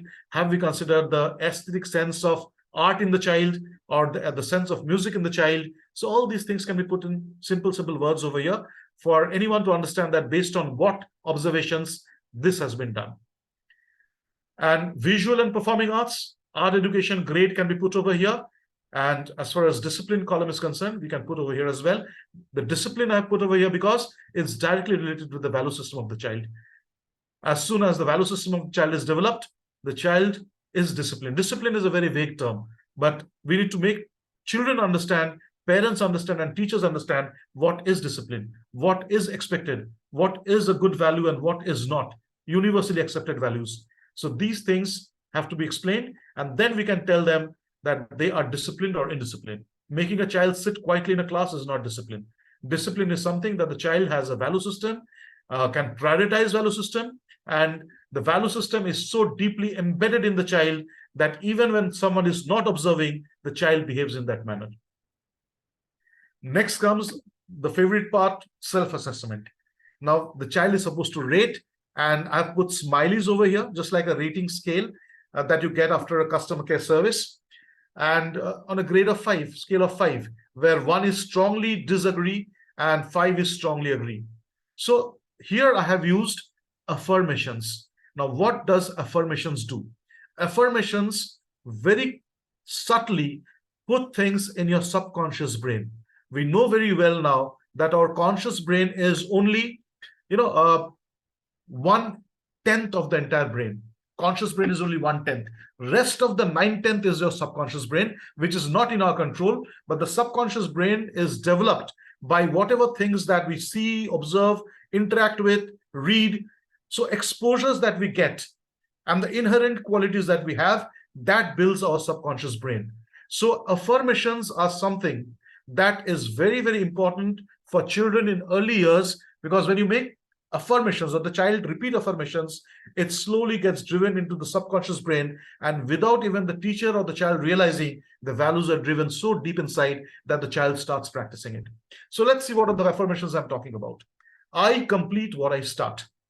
Now, when the child ticks over here, let's assume the child never completes what he starts and he still ticks the 5. Let it be. Let it be. Let the child think, yes, I have marked myself that. And that is where self-assessment comes into play. The SQUAF document is very clearly telling when the school is assessing themselves, don't try to guide the school that this is not the right one, this is the right one for you. Let the child school assess that this is where I am. But then when the school assesses that here it is what I am right now, I've graded myself 5, they will try to go into that grade 5 level, because everyone tries to play as per their reputation. So when I create my own reputation in my mind that I am a grade 5, I complete what I start, I always complete what I start, I tell it in every grade that I'm in while filling up the report card, it goes deep in my mind, and I will now try to complete what I start. The next is, I am responsible for creating what I want. I do what is needed. Now here, I'm responsible for creating what I want. I'm not going to depend on others. I'm not going to blame others. I do what is needed. So this is again a second affirmation. Third, I am respectful to my parents, teachers, all elders, friends, and all genders. Here, we are talking about all genders. The seed of, gender equity, the respect for all genders have to be put over here in the child's brain. So teachers, elders, parents, everyone. So here again, the child will mark and grade himself. And each time the child does it, the child is bound to think, do I do it? And even if they fake it, it's said that fake it to make it. Even if you fake it sometimes, you will definitely make it one day. Even the dacoit, Ratnakar, he repeated Mara, Mara, Mara, Mara and became Ram, Ram, Ram, Ram. So fake it. Let the child fake it. If he tells 100 times that, yes, I am like that, he will become like that. Next is, I take care of my own school and public property. So here I've seen children going into the washroom and breaking the wash basins, breaking the urinal pots. Why? Because they have never been told that, no, this is what they're not supposed to do or how to handle public property. So I take care of my own school and public property. The child leaves behind the lunchbox every time in the school, forgets his own things. So here again, make the child think, contemplate. I am always truthful. I can speak English, Marathi, Hindi, and all other languages. The child puts over here the different languages the child can speak. So here again, the focus on multilingualism will improve. I am courageous in all situations. Now, we have been in Indian society making the child afraid. If you do something, I'll lock you in a dark room. You do something, I'll give you a tight slap. All these things have been, sort of an Indian culture that people scare their children to make them disciplined. And that is where the child learns to be afraid. The child becomes fearful. And when we have fear, we cannot do something great in life. So the fearlessness has to be driven into the child. Fearlessness with responsibility. So I'm courageous in all situations. I see great qualities in others and learn from them. Now here, emulating what are the good qualities in others, how to learn from that. I reach for perfection. I learn from each step. So each step is important. So I reach for perfection. Now, a grade 1 child, I'm talking about grade 1. These things are common in most of the grades, but I'm talking about grade 1. And these pages are common, as I said. The competency pages are different, but these pages are same. So this has to be discussed with the child and filled up in lower classes. And as the child goes higher up and up, they will do it on their own. Number 10, I'm able to make proper decisions which are good for me and all. Number 11, I can adjust with all types of people and situations. I include everyone. So this is about including. This is about, anti-bullying. Number 12, I spend my time reading, writing, and useful activities, exercise, sports, hobbies, and meditation, instead of wasting time on internet or social media. So here, again, we're putting in the mind of the child that you're not supposed to waste our time on the internet or social media. Do something like reading, writing, useful activities like exercise, sports, hobbies. So here the child understands, and very clearly the brain is oriented that way, that these are good activities and these are not. I have set my career goals and decide what I want to be. So the child has already filled up in the page 1 that what I want to be. So the child will put over here. I think about my action and decision for at least 10 minutes a day. Child is taught from the grade 1. What you're supposed to do. 10 minutes, khud ke baare mein socho. Think about yourself. We never did chota bachcha hai, kya sochega? That is the wrong concept. Chota bachcha nahi hai. That child is not a small child. Grade 1 child is a 6-year-old child and capable enough, matured enough. And these children are much, advanced in their development of the brain. They can really baffle us and fool us and trick us as well. So don't take them lightly. They can do it. 10 minutes contemplation on a given day is not a big job for them. How I rate my 21st century skills. That is a learning skill, literacy skill, and life skill. Now here again, a training has to be taken and make the children understand what are 21st century skills. The 4 C's, the flips, and other things, right? So the 4 C's like communication, collaboration, critical thinking, creativity. The flips are flexibility, leadership, and all these things are there. You can search on the internet. I'm not going to waste time on that. So flips and literacy skills, all these are 21st century skill. The child is made to think, do I have these? I give 100% of myself to the end. So all these statements, if you see, these are written in a positive, present simple tense. So why these are written in positive present simple tense is because this is an ongoing activity and this is an affirmation that is bound to be driven into the brain of the child. Now comes the peer assessment. In the peer assessment page, you can see the friends will be assessing. How many friends? I have chosen 3 for my school. 1, 2, and 3 who will be signing this page. So in the first question is she helpful? She shares his or her things. Now here, I just noticed that we have to make it his and her. So he shares his things or their things and ideas. We can have a gender neutral pronoun like they as well. So shares things and ideas. She listens attentively and accepts others' views. Uses good language. She comes to school in proper uniform. She can lead from the front. She is respectful and well-mannered. She puts forward her or his point of view logically. She is excellent in. Now the friends are recognizing what the child is good in, maybe unnoticed by the teacher. Now here is a friend's view of the child, that yes, teacher never noticed that the child is good in this. The friends are noticing and putting it over here. And number 10 is she needs to work on his or her So here the friends are putting that what the child needs to improve. Many times what the friend says, the child understands and listens properly, much better than what teachers tell. Teachers keep on telling, they will lecture, they will tell different things. But yes, if the friend tells something that you need to be, well dressed, or you need to, get your nails cut every day, or you need to pack your bag every night, polish your shoes, that they will take more seriously. Next. So they will be finally signing over here. Next comes the parents' feedback. In the parents' feedback or parents' assessment, I would say parents' assessment as well.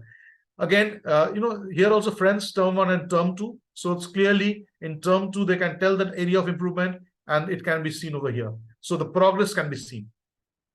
Parents' feedback is, she is emotional and sympathetic to others. Now here we are talking about a child, not only the English score or math score. If the mother is not well, does the child have the emotions to tell the mother, do not worry, take rest, I'll do my own things, I'll fill up my bottle and drink water, or no, don't need to cook something that will be difficult for you, give me anything, I'll eat it today in my school. That emotion, going to someone and putting the hand on the head, that are you well? So that emotion has to be there. The parent has to put in that. Emotions are dying very strong, rapidly these days. She is helpful in household work. I always advise my children and the parents, make the child do household work. That will help the child develop the cognitive and psychomotor and all the domains. You must have seen karate movies. In karate movies, the disciple goes to a karate master, makes him mop the floor for an entire month. And then the child is furious. Why you're making me mop? I've come here to learn karate. And then the teacher tells, okay, let's fight. And when the child starts fighting, he notices all the gestures and the moves that he has picked up. It was because of the mopping and the cleaning of the floor and the washing of the clothes have taught him that, made him stronger. So household work is something that very, very strong, make the child develop very, without the notice of anyone, and they will develop. She behaves well in his or her sibling. So the child will behave with her sibling, how he behaves with the brother or sister. She is open to suggestions. Number 5, how satisfied are you with his or her study time? Now, when the parent puts over here, no, not satisfied, the school counselor can take over. The school teacher can take over. That, you're not studying at home. Do something. And the child is now aware that whatever I'm doing at home, a report of that is also going to the school. I spend quality time with my child on a daily basis. Now, this is a question for the parent, that are you really giving quality time to your child? Are you sitting at least for 15-20 minutes without mobile phone and talking to your child and trying to ask from him what happened in school?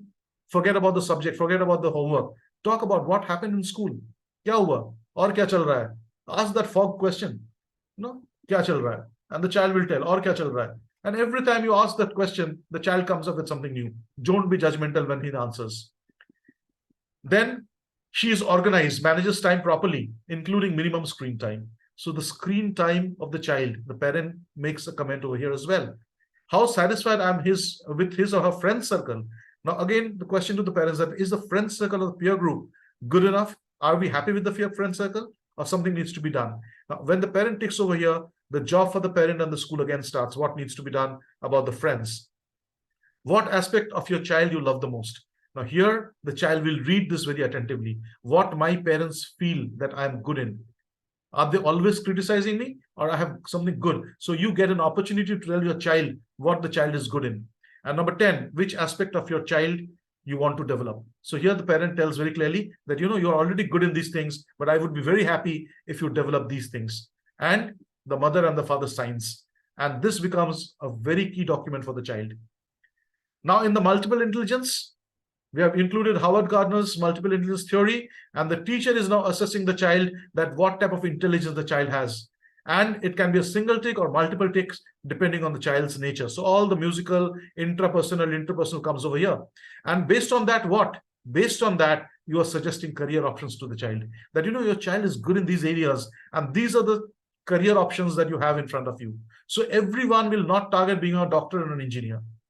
Then the child may be professionally trained in. Now, when you say professionally trained in, like table tennis, cricket, football, music, guitar, you give some suggestion that, what type of training beyond the school hours the child can be done, because you have observed something good in the child in that area.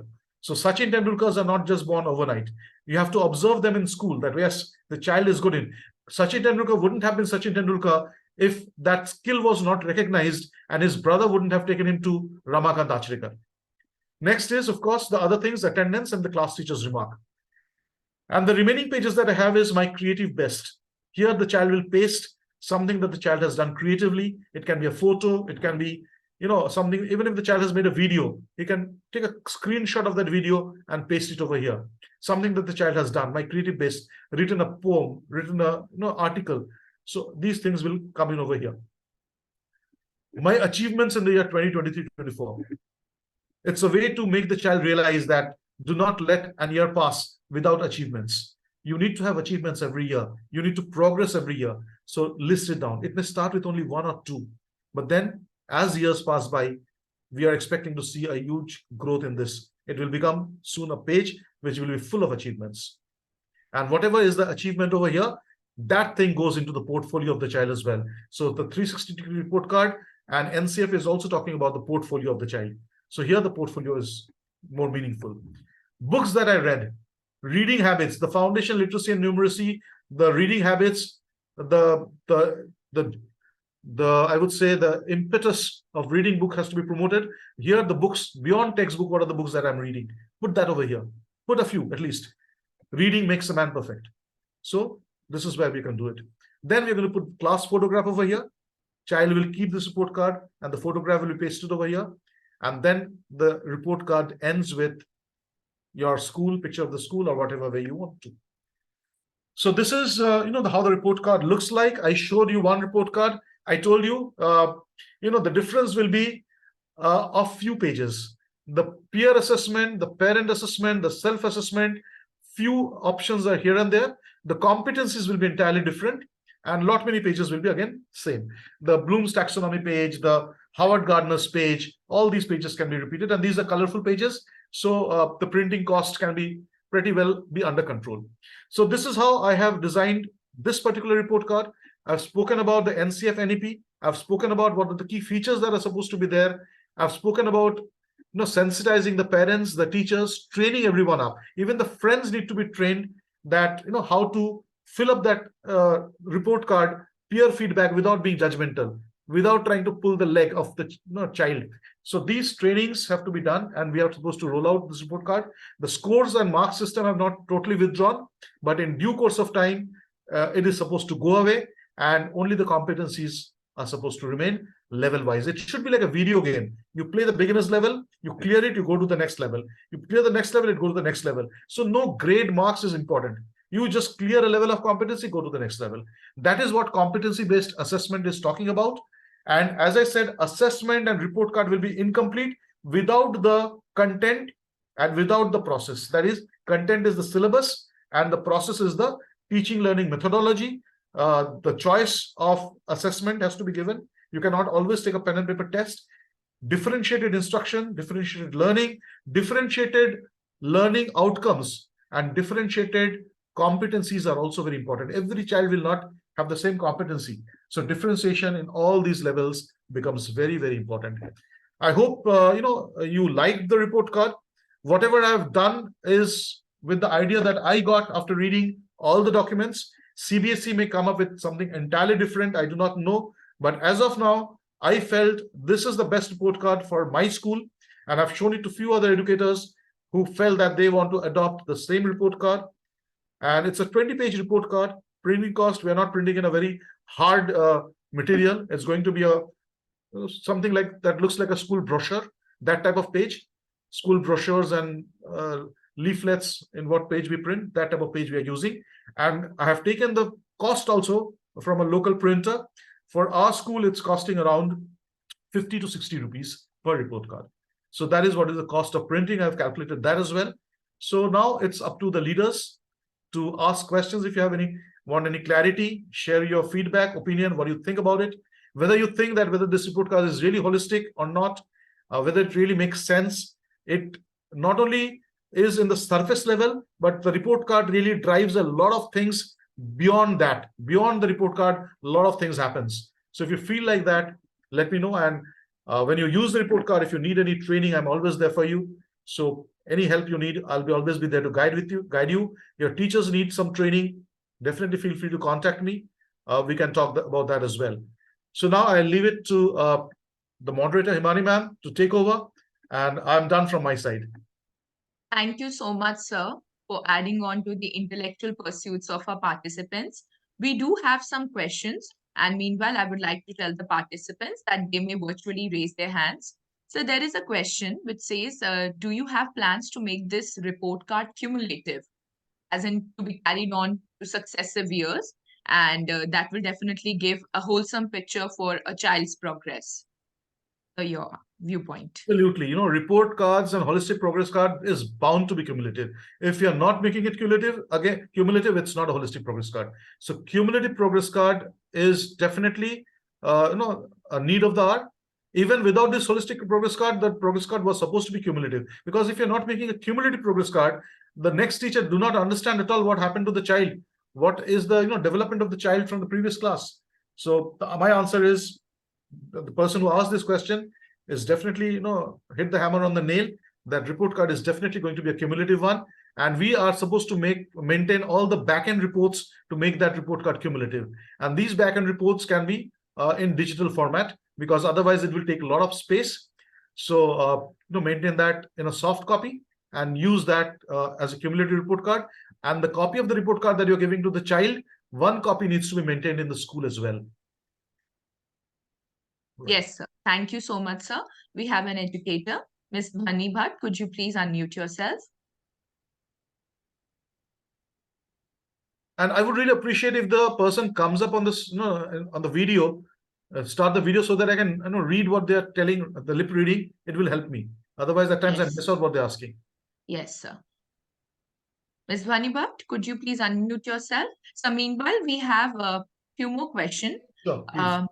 Miss Asha Rani has asked, which year onwards would you suggest that the schools start following holistic progress card? Shubhasya Shigram, it's said in Hinduism, That's as soon as you can. I am starting from my term 1. I have held back my report card for term 1. Normally, we give out our report card before Diwali. But this time I conducted a meeting with all the parents, informed them that this is why we are delaying the report card. It's still not ready. I've designed it. Now it's going for printing. We will declare it post Diwali. So my term 1 progress report is in hold right now. It will be rolled out only after Diwali reopens. So this year itself, we can use it. Yes, sir. Thank you so much, sir. We have Mr. Vishwa Chandrana asking if you could guide him how students would add their views in the progress report card for peer assessment column. See, peer assessment column is more about a tick mark, right? I told you that whether the child respects others' decisions. So 3 friends, they can come together. And these friends can be chosen by the child. We are not going to impose that these 3 children are going to do your peer assessment. The child will tell that, I want 1, 2, or 3 of my friends to assess me. So the child will again be given a choice that these 3 friends or these 2 friends or this 1 friend will assess me. So when the friend is assessing, the child will just put tick, yes or no. It's a checklist. So is the child helpful? What the peer friend feels. And when the child puts a tick mark, we have to train the friends or the students of the class to make them understand that when we are questioning them, that why did you put that tick over here? You should have an answer for that. That why did you put, in the second column? Why not in the first? Why not in the third? So when you ask that and the child has a logical answer to it, they will do it more responsibly. So it's a tick mark. And then what are the good areas of the friend? They can write anything. They can write the friend is looking good, handsome, beautiful, smells good. Or, the friend shares tiffin with me every day. I like that part of him. So whatever the child thinks, let them write. We are not going to put words in their mouth, because that is peer assessment, not teacher assessment. The child may come and ask you, you can tell what you feel, you write down. It may be wrong. It may be, it may at times may not make sense at all. But then doesn't matter. The child has to make certain mistakes before they reach perfection. Let them do it. So don't put words in the child's mouth. They will come up with their own answers. Children are very, very intelligent, let me tell you. We underestimate them. You will be amazed by the replies that I have run a mock drill in my school, and I was amazed with the answers that I got. And you try to do it before you actually implement it, and I'm pretty sure you will be amazed with the answers as well. Yes, sir. Sir, Miss Dipali had asked the question, which I think you've already answered. that for peer assessment, do we leave the decision of deciding the peers filling up their progress card solely on the students themselves? Absolutely, they will choose, because I cannot tell that no, Rohit will assess you, and because I'm not in good terms with Rohit, I'm always afraid the report card mein kya dalega wo. So I will decide who will assess me. So remember, when we're talking about in competency-based education, child is in the center. We are not just talking about in terms of mere words or sentences. We should mean it. That yes, child is in the center. The child decides everything. The child decides what he will write in his English competency or report card as well. The child decides who is going to be the friend that are going to assess me. So that is what the child is deciding. Think about how much power we are giving to the child. And with increased power comes increased responsibility. So when the child is given the power, the child will become responsible. Yes, sir. Very well answered, sir. We have one more question from an educator, P. Prasanna.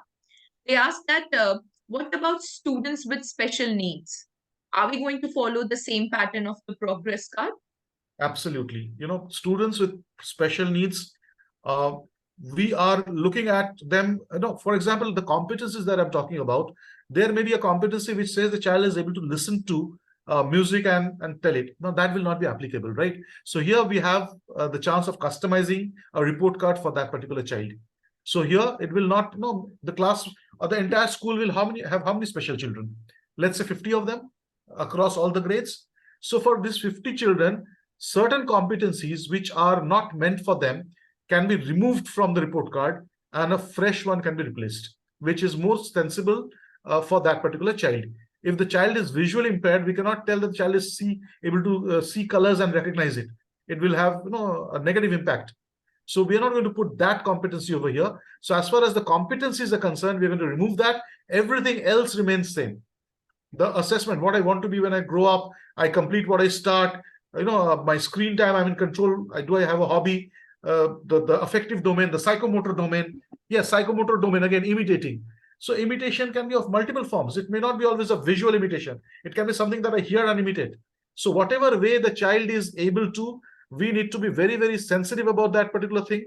So when we roll out a report card for the special need children, we need to carefully analyze the competencies. And this can be again done with the report card team. They can sit together and decide to remove a few competencies from there, or add a few ones, or alter a few ones. Because the school, the principal and the teachers are in total control. So they can do as per their requirement. But definitely, it has to be modified for the CWSN, at least the competency part, not other parts. Yes, sir. Thank you, sir. We have another question from an educator, Farhad Sheikh. They asked that they have understood the 80 marks distribution, but what about the remaining 20 marks out of the total of 100 marks? If you could just Yeah, run. that's internal assessment. The internal assessment, what is it? You already know that. Pen paper test, 10 marks. Then subject enrichment activity, portfolio, multiple assessment. So you are able to use those 20 marks as per your requirement. So portfolio, I already told you the child needs to have a portfolio. So 5 marks goes for the portfolio. The subject enrichment activity. So this can be done for different subjects in a different way. It can be a listening and speaking skill in English or languages. It can be a project in social studies or environmental education. And mathematics, it can be again a sort of a presentation or project or a working model the child is preparing. So multiple assessment. So multiple assessment actually gives the power to the child again to decide how I want to be assessed. Now, we are not giving choices because we are not trained in that way in our journey as a teacher. We always feel like we make the decision and the child is supposed to follow. I was talking about this with my teachers. Can we make this a choice for the child that, how I want to be assessed? The topic is, let's say, light. So do I want to appear for a pen paper test, or I want to make a video of it, or I want to make a project? Can we give this choice to the children? Immediately my teacher said, sir, बहुत दिक्कत होगा इसको maintain करने में. कोई बच्चा कुछ लेके आएगा, कोई बच्चा कुछ लेके आएगा. Some child will bring something, some child will bring something. I said, yes, but that is what competency-based education is talking about. Why you need to be always in the driver's seat? Why you need to have everything under control? Let it be uncontrolled. Let the child prove that what I have learned in his or her own way. See what he produces. So we can at least give 5 marks for that. So multiple assessment, when we're talking about, put that ball in the court of the child, that you tell me, you show me how you understood the topic. Whatever way you want, I will get convinced. So that is the choice that we are talking about. So the subject and activity goes like that. Portfolio goes. Pen paper test, again, you can take it as per your requirement. After every lesson, after every topic, you can conduct a pen paper test, and you can have an average of all those tests in 5 marks. And the final is, of course, the pen paper test, the portfolio, the subject and activity, and multiple assessment. So all these things you can do together. And other things are quizzes, the presentation of 15 marks, and a pen paper test, which can be a surprise test as well, or informed test. So as many times the number of the child is writing, the written ability of the child will improve. Second thing is, in the pen paper test, it can be a MCQ as well. It can be a MCQ, it can be a subjective question, it can be a pick and drop, anything. The creativity of that depends on the teacher. So 80 and 20, this 100 marks, we are breaking into so many fragments, so many different types of assessment, that a child will get the opportunity to score good in lot many domains. In lot many places, the child can score good. And if the child is focused throughout the year, the score of the child will definitely go higher up, and the emphasis on one single exam will be diluted, which is the need of the hour, that we're not supposed to put the entire emphasis on that 80 marks test we are conducting. Thank you so much, sir. Very seamlessly explained. So we are getting constant requests from our educators that you may share your email ID with them so that they may get in touch with you. All right, sure. Should I put it in the chat box, or where is the chat box? Sure, sir. Or you could share it with Salam, sir, and he can share it across the groups. That would also work. Oh, yeah, that's also fine. Yes, sir. I'll share with Salam, sir, and Salam, sir, can share it with the participants. Yes, sir. Yes, sir. Educators, the email ID of Dr. Datta will be shared with you eventually. So there is another question which I find very interesting. So we will ask the students what you want to be when you grow up, and let's say a child comes up with an answer that might not be very comfortable for the parents to listen to. The child Right. might say, "I want to be a dancer. I want to be an artist." So how to handle such situations? I already told the same example, like when this Swami Vivekananda said, "I want to be a chariot puller," it's not a very comfortable answer for the parent as well, because the father was a lawyer and they were staying in the North Calcutta premium family. But then we need to make the parents understand that what is comfortable and what is uncomfortable for them. Now, whatever we think we are uncomfortable with, we need to break that barrier in our mind. We have a lot of things, notions that we have taken over from the previous generation. It's the 21st generation, and children will tell things, they will ask questions that may not be very in our comfort zone, but then we need to train the parents how to answer that. In fact, just after the Diwali vacation, when my school reopens, I'm conducting a session on sex education for parents, so that they can in turn educate their children. So I've given a topic, talk everything about sex, something that the parents also do not know, and we're going to talk about that. What exactly is this, and the parents should be able to explain that to the children in what language. The only keeping the things undercover never helps, because the child is going to have that curiosity, and the child is going to find it out from a wrong place. So it's better that the parent answers. So if a child says, "I want to be a dancer," yes, great. So you want to be a dancer. So what type of dancer you want to be like? You want to be like Michael Jackson? You want to be like, let's say, Sudha Murthy? You like to be like Elvis Presley? So what type of dancer you want to be? No, I want this dancer. So when they answer something, why should we assume that moment they're telling dancer, they're trying to become a Baiji of Lucknow? It's not like that. They might have seen dancer somewhere else and they're thinking that way. In fact, I remember a joke somewhere. The child was asked by a parent, mother, "What you want to be when you grow up?" And the child said, "A prostitute." And the mother said, "What?" The child says, "A prostitute." The mother said, "Thank God, I thought you want to become a Protestant." So that is how they handle, it's not something that is taboo. Something that is taboo is in our minds. We have to make the child understand that why it is good, why it's not good. What are the flip sides of it? Having a boyfriend, girlfriend, is it really bad? So all these uncomfortable questions, if the parents do not answer, someone who is having half knowledge of that will answer for the child, and child will go in the wrong direction. So we cannot have topics with which we are not comfortable with. Anything under the sun. In fact, I can proudly tell that with my son, I can discuss everything under the sun, whatever is it. The jokes that he cracks with his hostel friends, he shares with me. And I'm okay with that. Because we cannot tell that these are the things we are not here. Kaan band kar lo. Nothing like that. And when the child is trained in this way, the value system of the child becomes so strong over the years that then the child will not tell you something that you will not love to listen to. Because initially they will tell. And then when you explain to them, talk about it, they will slowly understand what is the logic. Never try to, make them quiet by, sort of a bullying attitude or a reprimanding attitude. That will not work. So be comfortable. Whatever the child asks, whatever the child says, be comfortable, ask questions, probe, deep dive. Why? Why you want to be that? What features you have seen that you like that profession? So when you ask that, it helps. Yes, sir. We need to create that comfortable space. So there's one more question. So Miss Dipali is asking that there are many RTE parents in schools, and sometimes it is very difficult for them to understand the assessment pattern. So there is a possibility while doing the parent assessment work, they might get influenced by a teacher's opinion because they might not grasp the essence. So what should be done in such a case? See, first of all, as I told, the awareness level and the training of the parents have to be done. So the next step that I'm doing in my school before the parents fill up the assessment is make them sit and fill up a dummy assessment in the class. So the parents will come and fill up a dummy assessment. Second thing is all these complicated terms, make it bilingual if possible.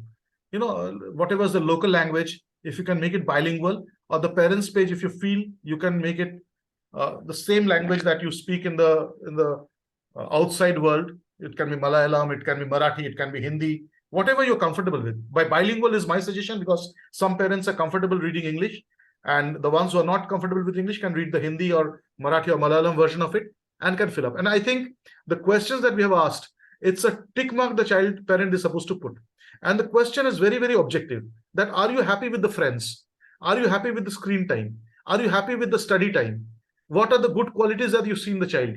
I don't think it's rocket science for the parent to understand. Only when you explain it once, make them do a dummy run, it will work. So I have suggested, even if you fill up the report card, before you do fill up the report card, do it on a Xerox sheet. Take a Xerox printout of your parents' feedback. It will cost you just ₹1, and then fill it up. Be satisfied that whatever you filled, you've done it properly. If you want to get it checked by someone, you can bring it and show it to us. We'll let you know, and then you fill it up finally. So that will help the parent to, maybe the first day they do something wrong. Does not matter. Every time we make a mistake, we learn. So we have to keep this margin for error of the parents as well. Let them make faults at times. Doesn't matter. It will not be a big harm. You can always put a whitener and do something later on. But let them try to do it, because with that, the journey of parents being involved with the school and academics and the child will happen, which is not happening right now. Parent is only taking the report card to sign after seeing the score of that. Now here we are making the parent involved, and to make a shift from a very, very casual parent to an involved parent is a big journey. It sounds like filling up one page, but the journey is transformational. So we need to give it time. We need to accept the errors and let it happen. And I'm pretty sure that when India, illiterate people of India can also vote and elect in government, they can definitely choose options for their own child. True. Very, very well said, sir. Dear educators, if you have any more queries, you may raise your hand virtually, or you may post your question in Q&A box and we'll take it up. Sir, in the middle of the session, there was a question one educator had asked, that the quiz that we are talking about, the 15-marker quiz, is it supposed to be in objective mode, or we can use our own prerogative in this? You can use your own prerogative, because as I told, this design is not something that CBSE has designed and given to us. It's something that I have thought about. I've seen the problems that I am facing as a principal, the teachers are facing. I've designed it that way. So the quiz can be an objective quiz, or it can be a one-line answer. It can be a two-line, but do not make it too subjective. Then it will not really work. Make it objective. Maybe a one-liner, two-liner, or 3 lines at the max. That will help. Yes, sir. So I think we have a query. Miss Alpna, could you unmute yourself? Yes. Good evening, sir. Good evening. I'm from Delhi Public School, Bhopal. I'm from the Calarix group of schools, the senior manager with the academic team. In fact, even we have made the holistic progress card, but it is only for from grade 1, 2, and 3.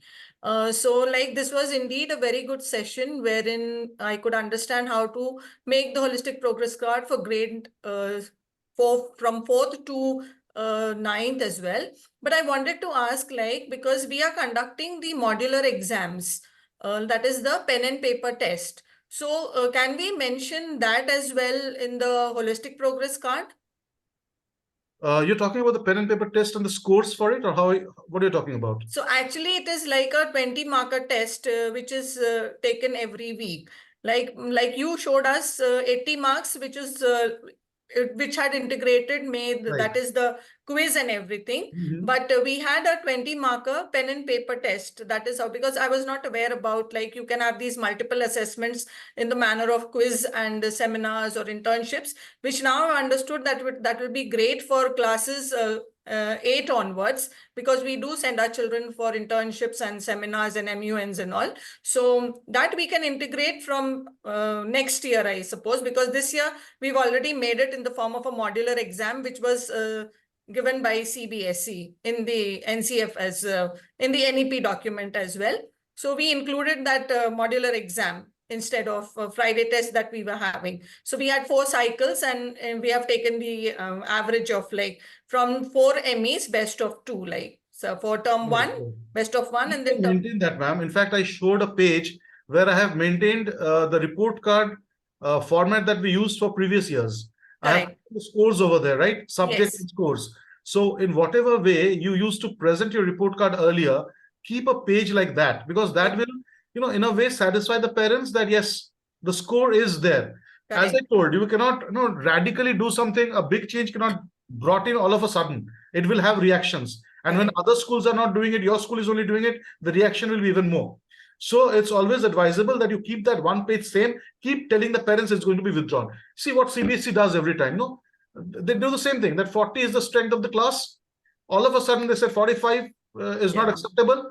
And then they said, okay, 3 years time out dete hain. 3 Correct. 40 mein leke aao. So you tell them that this is there at the moment, but right now in 3 years time or 2 years time, it will go off. So gradually we need to remove that from, like, Yes. change the So- mindset of the parents rather. Yeah, like. that can only happen when you list down the competencies. So when I'm having my eyes open, I'm bound to look somewhere. You don't want me to look at the TV, so I have to look at the sofa. So Correct. I have to make people understand that don't look at the TV, look at the sofa. So what is the sofa over here? The sofa are the competencies. So Correct. these are the competencies that you're supposed to look and check. Because if your child knows these things, if the child is able to do these things, knowing is something that is not acceptable anymore. The Yeah. child should be able to do. Skill should. Yeah, the skill. Yeah. Correct. Right. So when the parent understand, yes, my child is developing the skills, then for them also slowly the marks will not matter anymore. Okay. Right? But till that happens, you can maintain a scorecard just like your previous report card, but make it a one-pager and do not put it in the beginning. Put it somewhere in the middle, Sure. preceded by competencies, and then followed by some other things, just like I showed you the Sure. creative best and other things. Yeah. So can you please share your email ID so that in case if Yeah, we have Dr. it. Salam, but I'm telling you, it's very simple. Dr. Swarup Datta at gmail.com. Okay. Swarup is with a U, not double O. And Datta is DUTTA. Dr. Swarup Datta at gmail.com. Okay. You can even Google me up, Dr. Swarup Datta Education. You Google up, you will see my email address and phone number also over there. So, but I'll share it with Salam sir in particular, so he can share it with all the participants. Sure.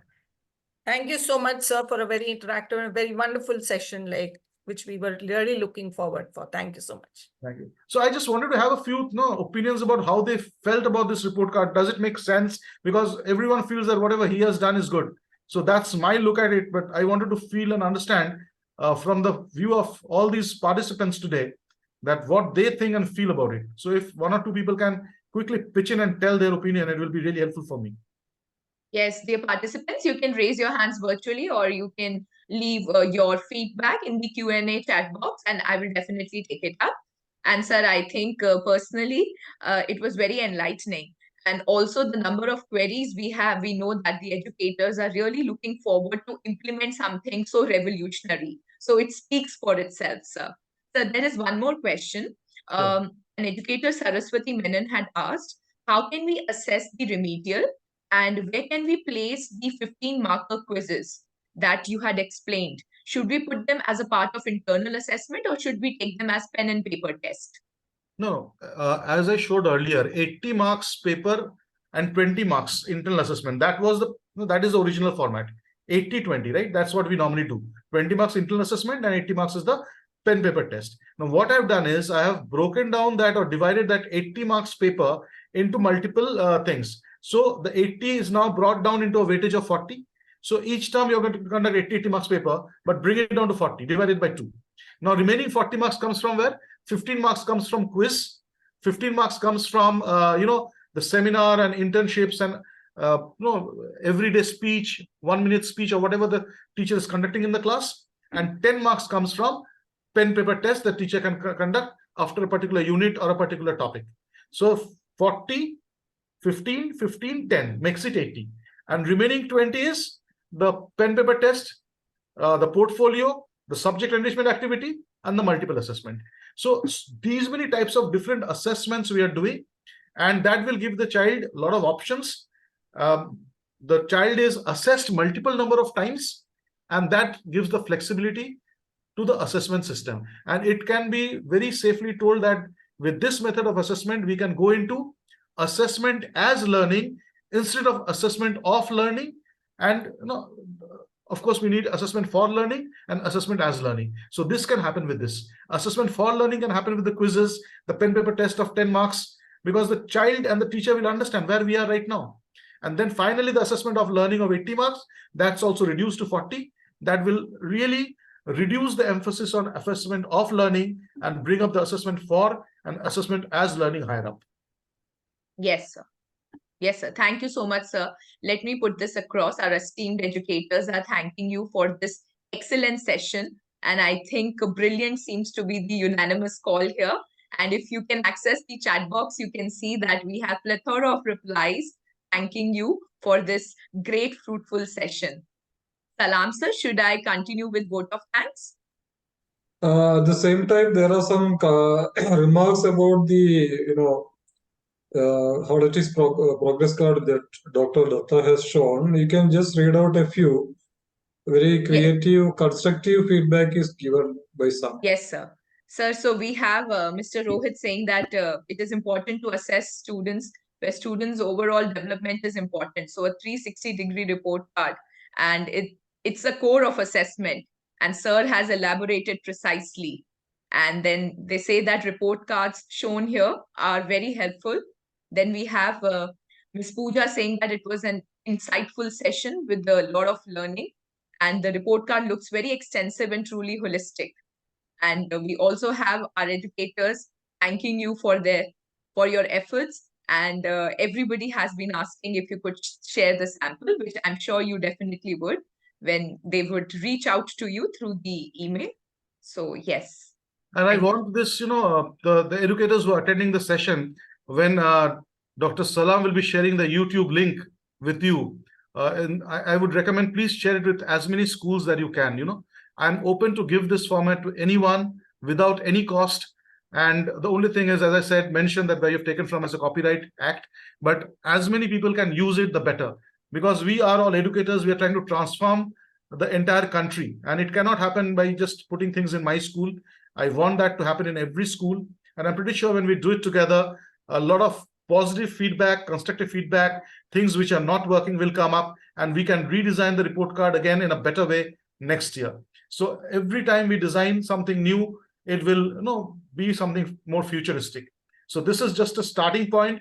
It's a baby step that I have taken right now. And I believe that quality has got no finish line. The best can be improved. So this is just the beginning. There will be glitches. There will be areas which we think that can be improved, but let it come out when we implement. So let's implement and check. So share this YouTube video with maximum number of people. Let it spread like a pollen grain that falls anywhere and gets a conducive atmosphere and grows into a tree. So that's what I would recommend. And Dr. Salam, also please share that with all these people who are attending so that it spreads. Yeah, as usual, we'll be sharing, we have more than 1,500 people registered. Only 300 could join because of the less capacity, and it is all live on YouTube as well. But immediately after the session, we email all the registered participants the video. Most probably tomorrow morning we will be doing. The question is, if they want that sample, holistic progress card from you, they should contact you through email, right? Yes, what they need to do is they will just contact and they will just put it in the school letterhead that we want to take this holistic progress card sample. They can make changes on that. It's not that they have to use the same thing. Competencies can differ, but they will just put an undertaking over there that we will adopt this report card, and we are going to mention at the one of the back page maybe that this report card has been designed by Dr. Swarup Datta, copyrighted, and it's taken permission from him and we are producing it. That's it. All right, Himanima, let's wait. Thank you. Yes. And I'll share yes. all the 9 report cards, 9 class 1 to class 9, all the report cards I'll be putting and sending it as a mail. Yes, sir. I would like to extend our gratefulness and appreciation for Dr. Datta for broadening our horizons by regaling us with this boundless discourse. I'm sure we will apply these tenets in our teaching modus operandi and ensure that our young learners reap maximum benefit out of it. Dear participants, kindly note the link for certificate and feedback form has been already posted. You're requested to fill up the form with all the necessary details.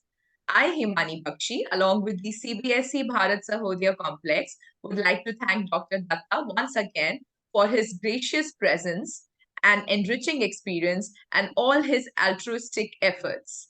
Also, I would like to thank Dr. Abdul Salam for his magnanimous support and guidance. Thank you, sir, for such a great opportunity. Also, a big thank you to the technical team, Arun Mohan sir, for a flawless execution of today's session. And most importantly, thank you to all the participants for their enthusiasm. I sincerely hope we earned the privilege of your time. Over to you, Salam, sir. Thank you so much, Himani ma'am, as usual. More than usual, you did a lot of help for so us much, today. sir. Thank you so Thank you, much. sir. Thank you. And equally, we are glad that we got on board again second time this month. I mean this month, Dr. Swarup Datta with his masterpiece, holistic progress card. Thank you so much, Dr. Datta. I always wondered the proactiveness and the enthusiasm of Dr. Swarup Datta. I don't know how he finds time. For me, 24 hours is not enough, but he utilizes it very well. He can be seen everywhere. So thank you, Dr. Swarup Datta. What more to say? Participants have given their feedback about the holistic progress card. One thing is sure that we have to make this shift happen. We have to come out of the traditional setup to the holistic learning where the learner is at the center. We are just the scaffolders, helping them, evaluating them, helping with assessment and all. One question I have with Dr. Swarup, how do we get parents assessment of the child in this 360-degree assessment? Sorry, I missed that question. Can you repeat that? How do the parents assess the child in this in your holistic progress card? See, the parents are assessing, I would say, the other side of the child, the non-academic side of the child. Because when we're talking about 360-degree view, everyone cannot look at the same side and assess. So when we are looking at an elephant, someone is looking at the trunk, someone is bound to look at the tail as well. So how the child is in school, we are seeing that. How the child is in home, that's what the parent assessment comes in. The parent feedback can be renamed as parent assessment as well.